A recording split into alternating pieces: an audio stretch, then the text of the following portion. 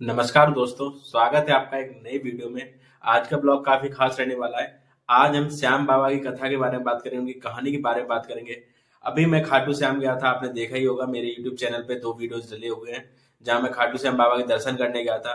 राजस्थान के सीकर जिले में है, जयपुर से लगभग 80-90 किलोमीटर दूर है, श्रीनगर से 20 किलोमीटर दूर। आपने वीडियो देख ही लिया होगा, मैं बाबा के दर्शन करने गया था। अगर आपने अभी तक वीडियो नहीं देखा है तो आप चैनल पे जाके वीडियो देख सकते हैं। अभी कुछ ही टाइम हुआ है मेरे को वहां जाए हुए, और काफी अच्छा लगा वहां जाके, काफी अच्छे दर्शन हो गए। यही कथा मैं आपके साथ शेयर करना चाहूंगा, साझा करना चाहूंगा। अगर कहीं मुझसे कुछ गलती हो जाए बताने में या मुझे कम जानकारी हो तो आप लोग मुझे करेक्ट करिएगा, कमेंट सेक्शन में मुझे ही बताइएगा। बाबा श्याम की कथा शुरू करते हैं। जय श्री श्याम दोस्तों। आज मैं लेके चलने वाला हूं आपको राजस्थान के सीकर जिले में स्थित एक ऐसे धाम की ओर जहां त्याग सबसे बड़ा धर्म बना और जहां वचन सबसे बड़ी शक्ति बनी। मैं बात कर रहा हूं हारी के सहारे बाबा श्याम के बारे में। ये कहानी है महाभारत की एक ऐसी योद्धा की जिसका नाम था बर्बरिक। महाभारत काल के महाबली भीम, भीम के पुत्र घटोत्कच और उनकी पत्नी, घटोत्कच और उनकी पत्नी, वहां एक बालक का जन्म होता है जिसका नाम था बर्बरिक। अद्भुत बालक, काफी पराक्रमी, काफी संघर्षशील और काफी निष्ठा और प्रेम से भगवान का पूजन करने वाला बालक जिसका नाम था बर्बरिक। बचपन से ही बर्बरिक में असाधारण शक्ति, असीम साहस और गहरी भक्ति दिखाई देती थी। आगे जाके यही बालक, जो बर्बरिक, यही बालक आके जाके खाटू श्याम बने, जिनको आज पूरा जगत पूज रहा है। बचपन से ही तपस्या और गहरी भक्ति में लीन रहते थे। सभी देवी देवता उनसे प्रसन्न रहते थे और इतनी गहरी श्रद्धा और भक्ति से भगवान शिव भी उनसे प्रसन्न हुए और उनको 3 अमोघ बाण प्रदान किए।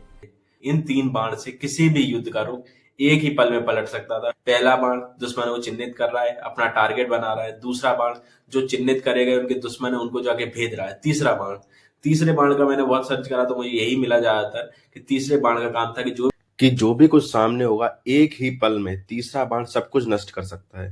तो आप लोग मुझे वो क्लियर करिएगा कमेंट सेक्शन में। अगर आप लोगों को अच्छे इससे कुछ और ज्यादा पता है तो मुझे बताइएगा। अब बात करते हैं महाभारत युद्ध की। जब महाभारत का युद्ध चालू हुआ तो बर्बरिक की इच्छा हुई कि वो भी इस युद्ध को देखे और इसमें भाग ले। वह अपनी इस इच्छा को लेके माँ मौरवी के पास गए। माता मौरवी से उन्होंने कहा कि माँ, मुझे भी ये युद्ध देखना है और इसमें भाग लेना है। माता मौरवी ने उनकी उत्सुकता को देख के समझ गई कि ये उस युद्ध में जाएंगे और भाग लेंगे, और उनकी शक्तियों के बारे में तो माता मौरवी को पता ही था। तो माता मौरवी ने उनको आशीर्वाद भी दिया और एक वचन भी ले लिया। वचन ये लिया कि हमेशा बर्बरिक को उन्हीं का साथ देना है जो हार रहा होगा। बर्बरिक जी ने भी ये वचन दिया माता को कि मैं हमेशा उन्हीं का साथ दूंगा जो हार रहा होगा, जो टूटा हुआ हो, जो असहाय होगा, मैं हमेशा उसी का साथ दूंगा। ये बात श्री कृष्ण को पता चली। श्री कृष्ण समझ गए कि अगर ऐसा हुआ, बर्बरिक अगर हमेशा हारने वाले का साथ देंगे तो महाभारत का युद्ध कभी खत्म हो ही नहीं पाएगा। अगर कौरव हार रहे होंगे तो बर्बरिक कौरव के साथ हो जाएंगे, अगर कौरव के साथ हुए तो पांडव हारने लग जाएंगे, अगर पांडव के साथ हुए तो फिर कौरव हारने लग जाएंगे।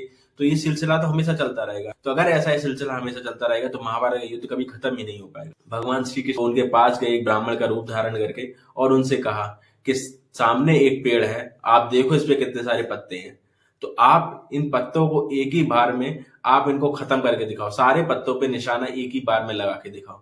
बर्बरिक के पास 3 बाण थे, एक ही बाण ने सारे पत्तों को टारगेट कर लिया कि इतने सारे पत्ते मुझे इनको भेजना है। भगवान श्री कृष्ण ने क्या किया कि एक पत्ता, एक पेड़ का पत्ता उन्होंने अपने पैर के नीचे छुपा लिया और देखना चाहते थे अगर मैं एक पत्ते को छुपा लेता हूं तो क्या इनका निशाना चूक जाएगा, लेकिन ऐसा नहीं हुआ। उन्होंने जब पहला बाण छोड़ा तो पहले बाण ने सारे पत्ते टारगेट कर लिए थे, पेड़ पे लगे हुए, और जो भगवान श्री कृष्ण ने अपने पैर के नीचे छुपा लिया था वो पत्ता भी उसने बाण ने टारगेट कर लिया था। जब दूसरा बाण छोड़ा तो पेड़ पे लगे जितने भी पत्ते थे वो सारे तो भेदे ही भेदे, लेकिन जो पत्ता भगवान श्री कृष्ण ने अपने पैर के नीचे छुपा के रखा था वो पत्ता भी उसने टारगेट करा। बाण वहीं पैर के पास घूमता रहा। जैसे ही भगवान श्री कृष्ण ने उस पैर को हटाया, पैर को हटाने के साथ ही बाण वहां जाके पत्ते पर लग गया। ये शक्तियां थी भगवान बर्बरिक के पास, तीसरे बाण की जरूरत ही नहीं पड़ी। भगवान श्री कृष्ण ने बर्बरिक से पूछा, युद्ध हुआ महाभारत का तो तुम किसका साथ दोगे? बर्बरिक ने मुस्कुराते हुए जवाब दिया, मैं हमेशा हारने वाले का साथ दूंगा। ये सब भगवान श्री कृष्ण ने देख लिया कि उनके पास इतनी ताकत है उनके बाण में, तो भगवान श्री कृष्ण समझ गए कि अगर बर्बरिक युद्ध में उतरते हैं तो इस महाभारत युद्ध का कभी अंत होगा ही नहीं। तो ना कौरव हारेंगे ना पांडव हारेंगे। जब भी कोई हारने वाला होगा तो बर्बरिक उसी की टीम में हो जाएंगे, उसी के साथ हो जाएंगे। अगर पांडव हारे तो बर्बरिक पांडव के साथ जाएंगे, अगर कौरव हारे तो बर्बरिक कौरव के साथ जाएंगे। इसका मतलब है ये अनंत काल तक युद्ध चलता रहेगा। भगवान श्री कृष्ण मुस्कुराए और बोले, अगर बर्बरिक तुम एक सच्चे दानी हो, एक सच्चे भक्त हो, तो मुझे अपना शीश दान में दो।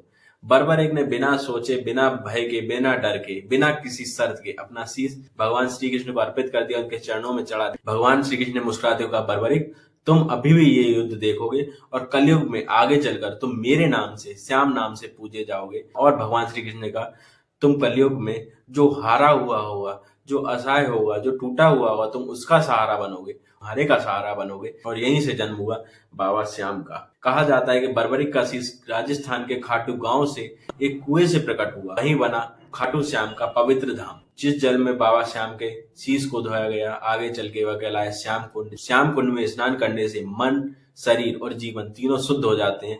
इसलिए लाखों करोड़ों की संख्या में भक्तजन वहां जाते हैं, स्नान करते हैं, फिर बाबा के दर्शन करते हैं। हर साल फागुन महीने में लाखों करोड़ों भक्त पैदल चलकर बाबा के धाम पहुंचते हैं, वहां दर्शन करते हैं। और फागुन महीने में काफी बड़ा मेला लगता है, वहां पे लाखों करोड़ों की संख्या में भक्तजन पैदल चल चल कर आते हैं, बाबा के धाम पहुंचते हैं। और अगर कभी जीवन में आपको हारा हुआ, असहाय हुआ, टूटा हुआ महसूस हो, तो बस एक बार बाबा श्याम को याद कर ले। अगर आपको वीडियो पसंद आए तो वीडियो को लाइक करिए, चैनल पे नए हैं तो चैनल को सब्सक्राइब करिएगा।